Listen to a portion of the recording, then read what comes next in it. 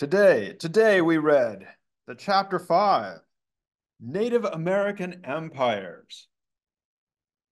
I have to say I'm liking this textbook so far in the sense that in a typical colonial Latin America textbook, or probably in a typical grade school textbook about the United States, you spend like 3 pages or one chapter talking about the Native Americans.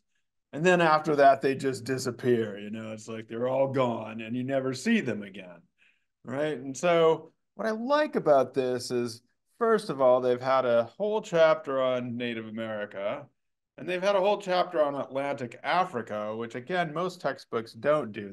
It's only when Africans show up in the Americas as part of being enslaved that they come into play. So they've had a chapter on Native America, a chapter on Atlantic Africa.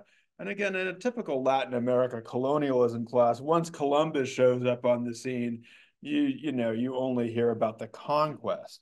But in this chapter, they go back into the Native American scene, you might say, because there's this curious fact which people don't, I hadn't thought about as much as I probably should have, that, here you have Portugal and Castile starting to expand and become what they would be the Spanish and the Portuguese Empire around the 1420s and 1430s.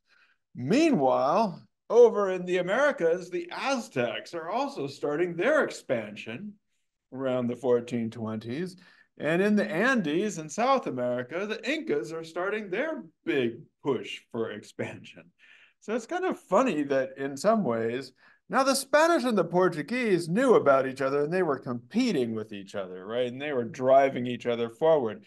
These two places, as we've talked about, they didn't know of each other's existence. They never came into contact. Never any war between them. So the Aztecs and the Incas were doing this independently, and as I say, coincidentally. It's hard to say why, but there they were all expanding in their own sphere. Again, Spain and Portugal and the whole Iberian Peninsula and other European powers start to compete with each other. The Aztecs and the Incas obviously had to wipe out, or not wipe out, they had to subjugate some neighboring peoples, but they didn't have as much as they didn't have anybody else to compete with. And so our authors say that in fact, that's why, because they were sort of independent, there were more differences between them than similarities. So, of course, we can make comparisons, and there is the similarity that both of them were pretty large empires at the time, but there's a lot of differences as well. So, one of the first thing the Aztecs did, this is actually a Maya hieroglyphic. So I don't know if they would have found this there, but well, Ryan, what would the Aztecs do if they find some old hieroglyphic books around? What are they going to do with them? Let them burn.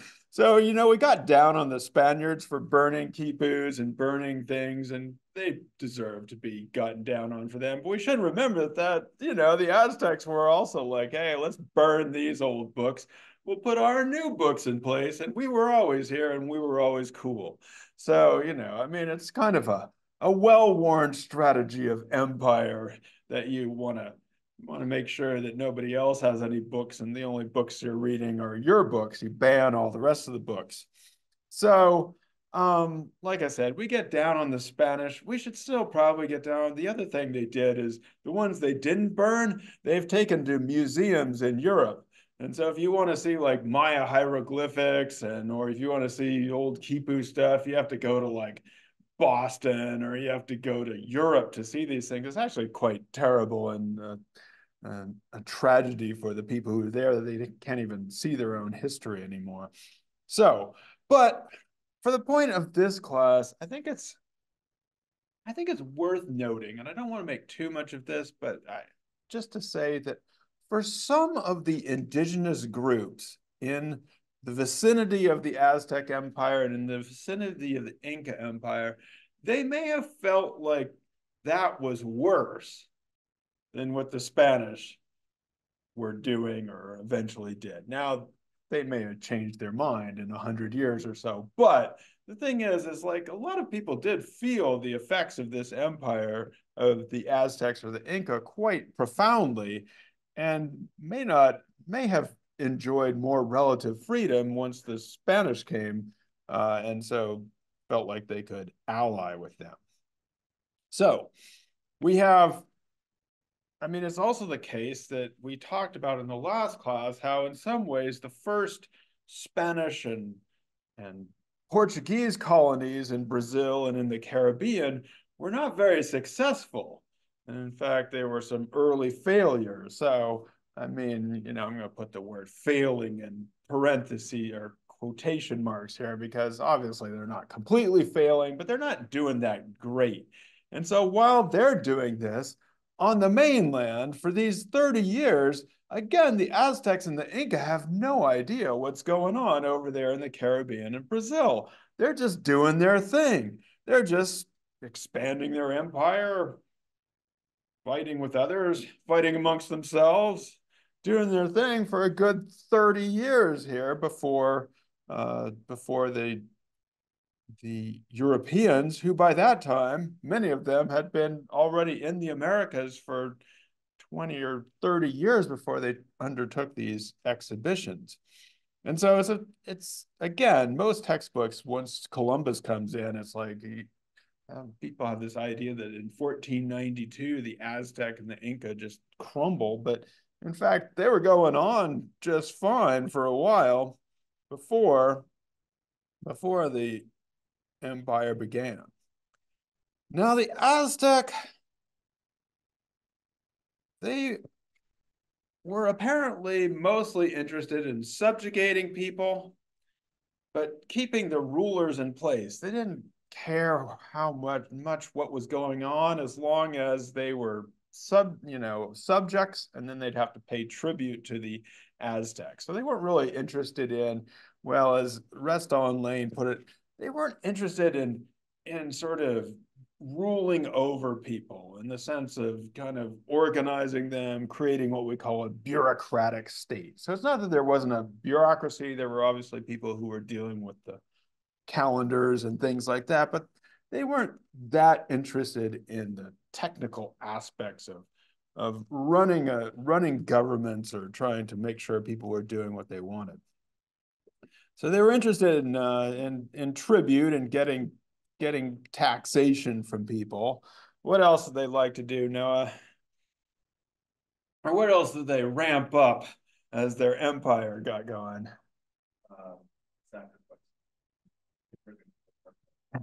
The old ripping people's hearts out. Yeah, ritualized public executions.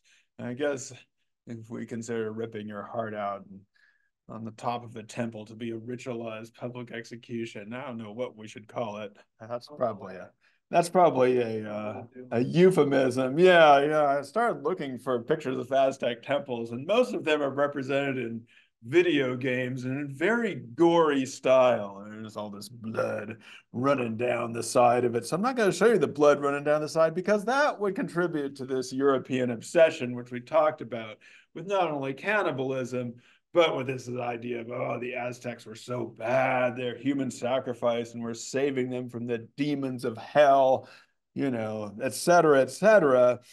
As we've already talked about, some of the things in this chapter we get to ask on the next quiz as well. So that was nice for me. As we've already talked about, this basically, the obsession with what was going on among the Aztecs ignores that Europeans practiced public tortures and killings that were equally, if not more, gruesome. We get to see Tenochtitlan again in this. Well, I showed you a different rendition of it, this island in the middle of the lake where Mexico City is today. By the way, when the Spaniards first saw this, what happened to them? I mean, this has been a pretty big sight. It was in the box. They were left speechless, couldn't talk. They're like, "Oh my God, what are we going to do with this? What happens to us?" Apparently, they were Similar things happened when they discovered some of the Inca, or when got the vista of some of the Inca cities as well. I mean, these were especially for people who didn't, I mean, some of these people were from rural Spain, Castile, they hadn't really seen much before, and this would have been quite a shock. So, over on the side of the Inca, well, what did the Inca want, James? If the Aztecs weren't that interested in direct rule. These guys were more interested in direct rule and kind of not building relationships, but like at least knowing like what's going on more or less. They were a very bureaucratic state. They wanted to know, and they did want direct control over people. They did things to them. For one thing, they took taxes, but a lot of they wanted was labor. So they'd get these big labor drafts. These will become important also in the colonial period because the Spaniards found them convenient, called the Mita, which would be sort of you'd have to go for a few months and work on things. Like the roads, the famous road network of the Inca, or the Inca roads, are these highways basically between places that united this. So they were very interested in infrastructure and making sure people did what they wanted them to do. And unlike the Aztec, they actually would move people around. So some of it was seasonal. Sometimes it would just be for a few months, but some of it was like permanent relocation of people, and they'd make you speak their language too. And so, in terms of linguistic unification throughout this large area, it was there's sort of a common language. And, when you move people, resettle people from one place to the other, it's a pretty powerful impetus. The fourth element that Restall and Lane talk about is that they also, so in what is now Mexico, in that area, in the Aztec area, it seems like most of the trade was by marketing, and something we'd be familiar with. But in the Inca Empire, it seemed to be a lot more direct control from above, and according to these older Andean principles, by which you'd have kind of altitude exchanges among different people. So, to this day, sometimes people would exchange, say, corn for potatoes. Coca these things are grown at different altitudes, but close by. And so there's these swapping systems that people have. And apparently the Inca were very interested in controlling that as well. They also built these very cool rope suspension bridges that you could run over. Huh? More Indiana Jones stuff. More Indiana Jones stuff. Yeah, no, but this is all part of I mean, were really cool. They're hard to maintain. You have to kind of keep rebuilding them re-roping them every year. So they've kind of fallen into disuse, but they were super. The Inca rope suspension bridges were super cool. And of course, like I said, now I get to ask this question again on the next quiz, the knotted strings, the kipu or the kipu, depending on how you spell it. I guess I would say it the same way, but there are a couple different spellings. We can't really ask the Inca how they would spell this.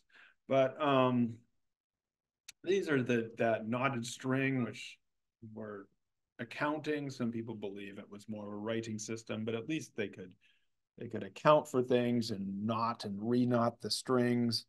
Some people believe there was a colored string dimension to this. Different colors had different meanings as well.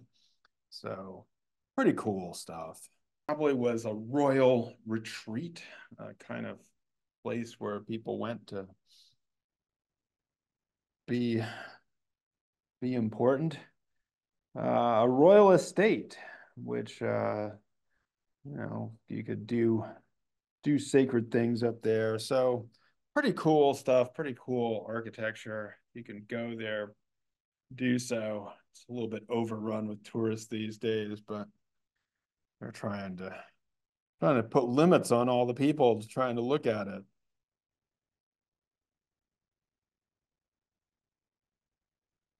So, like we said,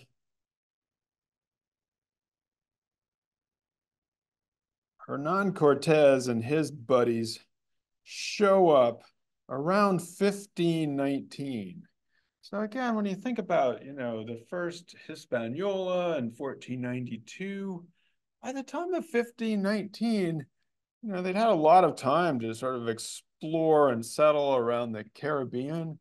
I'm imagining that there were already children who had been born of mixed heritage at this time.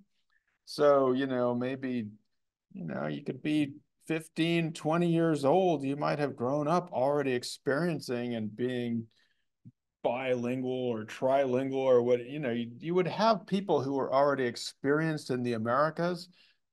You obviously would have enslaved Africans. And as we'll read about, Africans were important on every single conquest expedition, all these things. So you already had these people who were quite seasoned in the Americas before they arrive here. Who do they first encounter, Ryan, on the mainland? Where's their first stop here? Who lives here? The Maya. So the Maya had, this, at the risk of this becoming a class on indigenous Americas, the Maya had this huge rise and created many of the big cities, had their classic Maya period. By the time of 1519, they'd already gone through what is called the Maya collapse. And people get all excited about the Maya collapse because it seems rather dramatic, but it probably was pretty gradual and happened over time. And it wasn't like they just all went away. As I talked about, I think, fairly early on, there are still 6 million people today who speak Maya-derived languages. So to say that this was a collapse, so they were doing fine. They didn't have the same level of empire and urban cities that they did before, but they were, they had some pretty interesting places. So, I mean, they made what is, probably a rational decision. They're like, all right, here's some armed people coming in. If we wanted to fight them, we probably wouldn't have the greatest outcome. So we'll, give them stuff and encourage them to move along. There's better stuff if you keep going, is basically the idea. And, they are probably right. So a lot of people along these early conquest routes just wanted the Spanish to move along. I mean, they probably saw some virtue in intertrading. And there were other groups who saw that, who would have seen this as maybe some people to ally with, because like I said, they didn't necessarily like the Aztecs. And read whole books about this. But we're moving on to the next route of conquest. So Pizarro comes in a little bit later, about 5 years later, comes in here into what is now Colombia. Again, most of them probably wanted the Spanish to just move along. But when you got up here into, say, the northern part of the Inca Empire, or the Inca Empire had been expanding, a lot of those people were like, yeah, let's go with these guys. Let's go with the new guys. And, we didn't like those Inca too much anyway. They're always trying to move us around and make us speak Quechua. So let's join up with you and go fight them. So as they're coming along, they're coming through some places that are not as imperial, and gathering allies and information along the way. Now, our authors on page 83, 84 introduce us to a term called micro-patriotism. I have to agree with you on this one. Why are they introducing us to the term micro-patriotism? So basically, they're saying that these little groups, right, the little places on the edges of empire, joined with the Spanish because their allegiances were to their group, their city, their families. And so they call this micro patriotism, as opposed to, I guess, the big patriotism, which is to a nation. Liam, you look like you're frowning, and I agree with you. Why do we need this? Because, in fact, it just represents that I think most people in the world understand that your primary allegiance is probably to your family and to the community that you can see. I mean, that's probably true. As I mentioned, that was true of Europe. It's true of most probably most human beings, right? I mean, the people you most want to care about are your family and your community. I don't think we need to have a new term called micro-patriotism that means that I'll defend Oneonta against Sydney people. But those are my primary allegiances. The idea of patriotism is kind of a later idea and has to do with the idea of a nation, and that somehow I have an allegiance to people in California, that me and the Californians are going to go and we're going to fight the people in Iraq or something, Like, well, I don't care about California. Anyway, I'm overblowing this. But what the historian Benedict Anderson has called this, and it's probably a term that's almost in the public domain right now, is an imagined community, which is that, okay, even though I have never seen the people in Texas, wait, I've been to Texas, even though I've never seen the people in Alaska, I still feel that they're part of my country. And I might even do something. If people attack Alaska, I might get excited and I might go up there and do something about it. So I have an imagined community that is larger than my own. It seems to me that that's kind of the weird one, right? And that's harder to explain to me than being loyal to your family and to your community. That's actually the one that requires some explanation. Like, how do we get the idea that we're supposed to have allegiance to people that are hundreds of miles away from us? Like, that has to be sort of socially created. And it gets especially interesting if people like forsake their whole family to go be in an imagined community and fight. I don't know. That to me seems weird. But, so my feeling is you don't need this term micro-patriotism. This is just kind of what you would naturally do if the Spaniards are coming in. You'd probably feel like, yeah, I'm gonna either, defend my community or, I'm gonna encourage them to go along. I don't think we need micro-patriotism.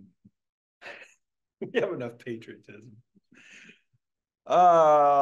Interesting stuff here. We talked in the last chapter about epidemic disease and the spread of disease. Here, Restall and Lane tell us that probably smallpox was spreading from maybe even from what is now the arrival of the Spanish in Argentina and Buenos Aires, and had spread into the Inca Empire and may have been even responsible for the death of their king at the time. Now, there's some debate about this, but certainly the effects of epidemic diseases were important here. Whether smallpox was spreading before the Spaniards even arrived is debatable. What was happening and what there is no debate, well, what were they doing, James? What were the Inca doing when the Spanish arrived? They were in a power struggle. Yeah, they were in a power struggle, which they say it was a full-blown civil war. Because one son died, there were two brothers that were still alive, but neither of them were really like favored. Yeah. And to fall over. And so they were fighting, and it wasn't just that they were fighting as brothers often do. They were like had separate armies that were like north and south. They also had separate mothers too. So yeah, no. I don't know how like the legitimacy works in Inca culture, but well, they obviously didn't either. Yeah. We have here what Josie referred to as the central, I don't know if I want to use the word irony or paradox of the chapter, which is you have these big empires, very strong, and then what happens? They fall almost immediately. Yeah, I mean, it takes a while and blah, blah, but yeah, in some ways, and I think this is probably a paradox in general of history, right? If you have a centralized authority that's directing everything and is very big, once it's gone, it's like, all right, well, you just take over at the top and they're gone. And it's like, okay, I'm here now. Kind of reminds me of that old saying, bigger they are, the harder they fall. the bigger they are, the harder they fall. I guess the faster they fall too. So yeah, there we go. And then of course the other part of this, so the other side of that is those people who are just like, okay, you Spaniards move along, they end up able to kind of resist, and it will take decades, if not centuries, for them to establish effective rule in some of these places. So we have these large empires that basically, if you can knock out the top of it, then you can install yourself and keep up the keep up the game. But these other people are much, hunters and gatherers are notoriously difficult to control because if you tell them what to do, they just go somewhere else, and then they're not there anymore.